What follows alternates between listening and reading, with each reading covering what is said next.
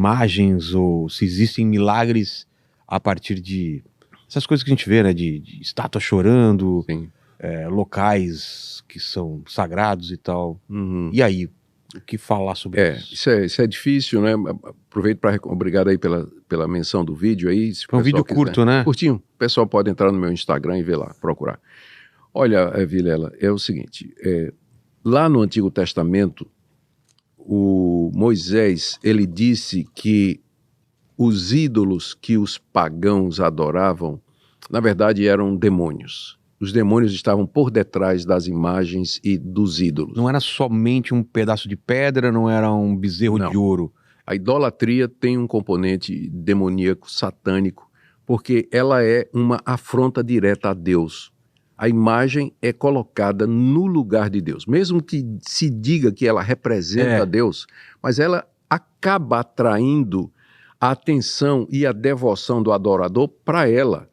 Mesmo que você faça a diferença entre latria, que é culto a Deus, e dulia, que é serviço aos santos, e você dizer que você presta dulia às imagens e não latria, que é somente a Deus, na prática, a imagem acaba atraindo o foco da adoração.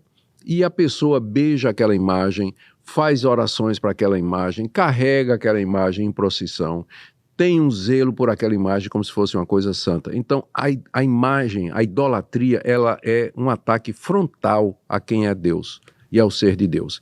E, por isso, eu creio que a Bíblia fala que a idolatria, por detrás dos ídolos estão os demônios. Então Moisés diz isso no livro de Deuteronômio. Paulo repete isso lá em 1 Coríntios capítulo 10.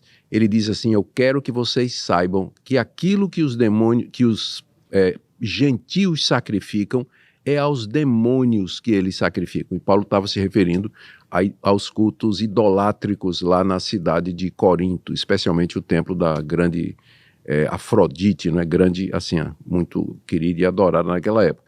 E Paulo está dizendo que por detrás do culto a Afrodite, da adoração das imagens e tudo, estão os demônios. Então, eu creio que até hoje isso é uma estratégia satânica, é agir através de coisas, de objetos, particularmente de imagens, com o objetivo de tirar o foco da pessoa de Deus, da pessoa de Cristo, para que as pessoas se voltem para aquela imagem ou aquilo que aquela imagem representa, o que é absolutamente proibido. Segundo mandamento diz, não farás para ti imagem de escultura, não as adorarás, nem lhes darás culto. E Deus diz, né, que ele castiga até a terceira e quarta geração daquele que faz esse tipo de coisa. É um mandamento que traz uma penalidade pesada, né? Exatamente por isso. Mas a imagem, os demônios através dessa imagem conseguem fazer coisas sobrenaturais? Sim, você citou Jó, lembra de Jó? Lá no capítulo 1º e 2º do livro de Jó, está dito que Satanás fez que um vento violento caísse sobre a casa dos filhos de Jó e destruísse todo mundo, fogo do céu caísse e consumisse o gado, e fora o fato de que o próprio Satanás impingiu chagas e feridas em Jó, sobrenaturalmente, feriu Jó. Então, os demônios, eles não são Deus, mas eles têm algum poder, eles têm alguma habilidade nesse mundo que nós não temos, de manipular a realidade, de forma que a coisa mais fácil do mundo é fazer uma imagem chorar, ou fazer com que nessas igrejas neopentecostais, trazendo a coisa também para o nosso lado, né, porque nós não ignoramos que tem muita coisa também, onde as pessoas consagram objetos, sal grosso, óleo ungido e tudo mais, e o milagre acontece. Deus nunca mandou fazer isso, Deus nunca usou esse tipo de recurso, não é? Então, se alguém precisa de cura, precisa de uma bênção, vai direto a Deus, mediante Jesus, pedindo mediante o mérito de Cristo Jesus. Isso é suficiente. O evangelho é simples, Rogério. O pessoal complica demais. Mas isso é assustador, né? Porque, então, tem esse tipo de confusão mesmo, por exemplo, uma cartomante ou alguém, ela pode acertar. Pode. Uma imagem pode realmente curar, mas isso é limitante ou vai dar algum problema lá na frente? Porque, por exemplo, são coisas superficiais e que mais pra frente volta, por exemplo, essa doença ou alguma coisa, ou pode até ser uma... Não sei. Provavelmente volta, porque a Bíblia diz que são falsos milagres. São coisas que a gente não tem explicação, parece uma coisa sobrenatural mas que não é uma coisa perene como os milagres de Deus. Definitivo, sim. Olha, lá no livro de Apocalipse... E que a gente não deve buscar isso, ir atrás. Nunca.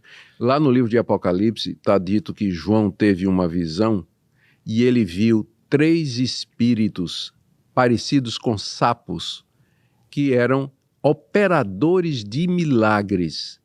Já pensou? Demônios operadores de milagres. Mais adiante no progresso, à medida que o livro de Apocalipse progride, lá pelo capítulo, acho que 13, 14 em diante, começa a falar da besta, do anticristo, do falso profeta, e diz que a besta, ela é capaz, ela faz uma imagem falar e ilude o mundo inteiro. Ela faz uma imagem falar e ilude o mundo inteiro, que é exatamente o propósito dessas manifestações satânicas, é desviar o foco da pessoa de Deus e iludir a pessoa, tirar a pessoa do caminho do evangelho, do caminho da simplicidade, da pureza do evangelho. Por isso que é preciso ter muito cuidado. Agora veja bem, eu não estou dizendo que tudo isso que acontece, chamado de miraculoso, é satânico.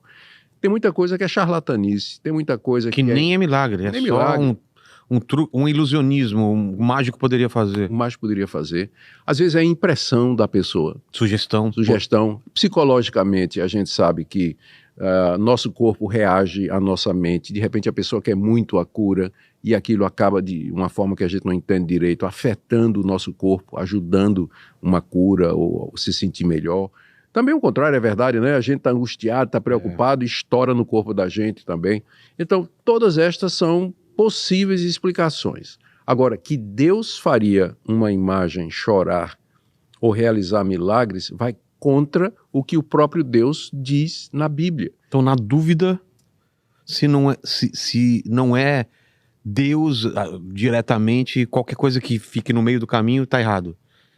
Se não é Deus, qualquer coisa que está no meio do caminho está errado.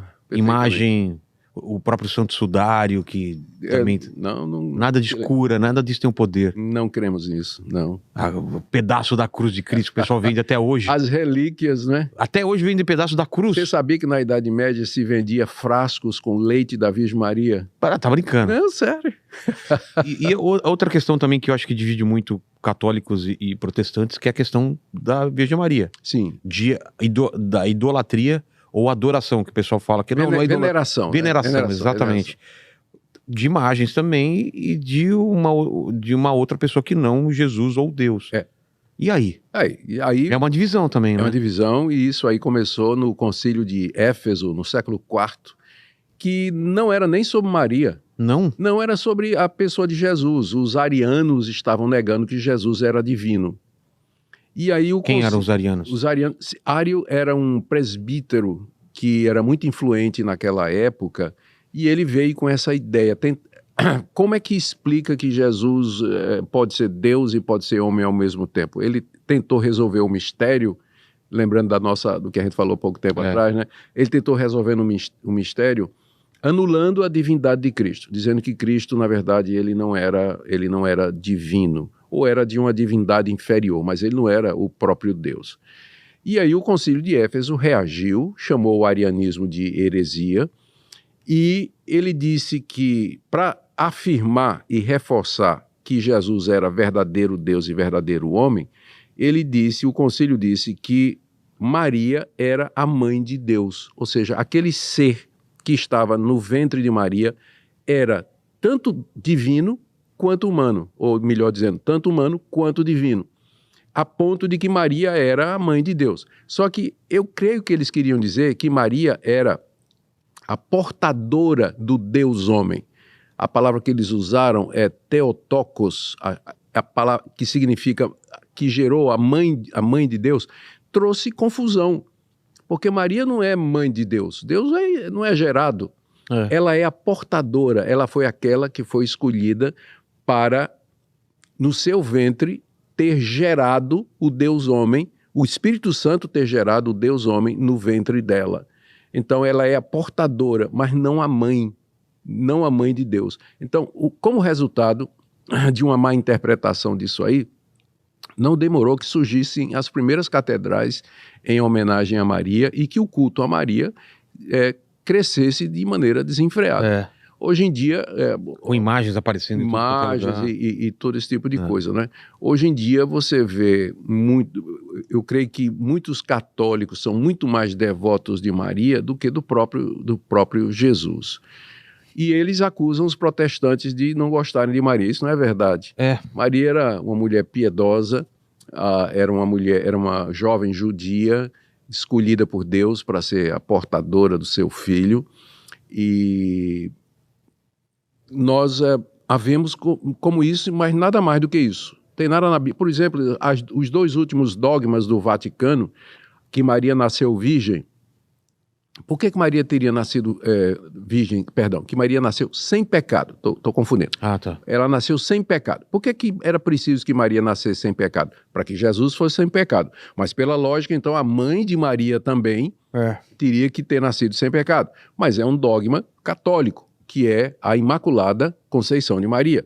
E o outro dogma foi que Maria, depois da morte, subiu aos céus, que é de 1950, se não me engano. 1950. Não tem nada na Bíblia que possa... Nada, absolutamente nada. Possa nem sugestionar isso. Não, tem nada. Nada? Nada, absolutamente nada. Uma decisão humana. Tem que lembrar que no catolicismo romano, as doutrinas têm como origem a Bíblia, eles não negam a Bíblia, mas tem a tradição oral, que é o resumo das ideias, das concepções, das decisões dos concílios através da história, e o magistério católico, que é composto de um colégio de bispos encabeçado pelo Papa, que quando ele fala ex cathedra de ofício, ele é infalível, né? Ele é infalível.